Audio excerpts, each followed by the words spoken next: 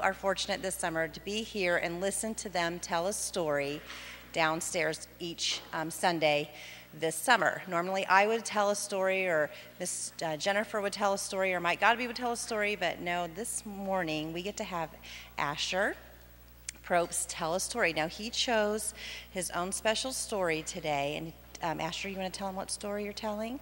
David and Goliath. So he's going to tell the story of David and Goliath. Like I said, thank you for listening to him, and give him all of your attention this morning. Thank you, Asher. David's older brothers were with the army of Israel while David was at home tending the sheep. David's father Jesse sent him to the war zone to deliver some food to his brothers and find out news about the war. David quickly arranged for others to take care of the sheep while he took off to the battlefront. This concern to make sure that the work was properly accomplished is a good insight as to whom David would become as king. He took care of his responsibilities. Later as king, David ignored his responsibilities, and it got him into great trouble. Back to the story. David arrived at the battlefield to find his brothers and the rest of the Israel army cowering in fear. He heard from across the battlefield a worry cry. The taunts came from Goliath of Gath. Goliath was the champion of the Philistine army. Though he was about 9 feet tall, he spoke words against God that angered David. Goliath was claiming the God of the Israelites was not able to help them in battle. Whatever fear David may have had, it was secondary to the righteous indignation he had for the words of the giant. Goliath blasphemed David's God, and David aimed to stand up for what was right. Ignoring the potential danger, David trusted in God to help him fight Goliath. David said that he would fight the giant. He was immediately taken before King Saul. Though he was a young man, he had experienced enough danger in his life to know God was in control and would protect him through the battle. David told Saul as much, and Saul offered David the royal armor. But the armor was not made for David, so it was too big and difficult for him to move in.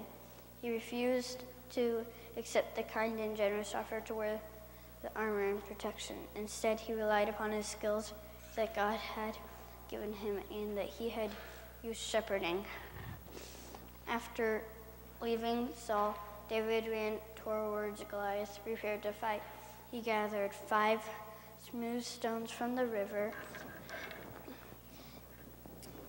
and pocketed 4 of them. The 5th one went into the sling prepared for Goliath. They ran towards one another. Goliath laughed at the boy, David. He mocked David and said that he was not afraid of the little boy.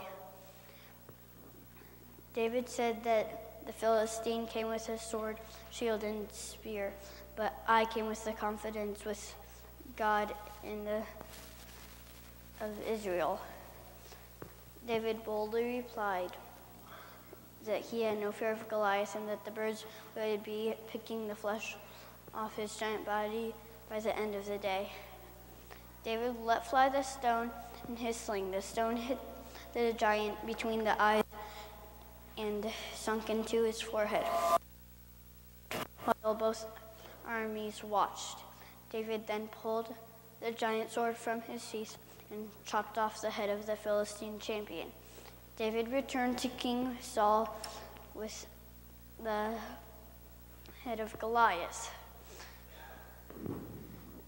In the meantime, the army of the Philistines retreated as quickly as they could. Their champion was dead, and they were apparently ill, prepared to face the army of God.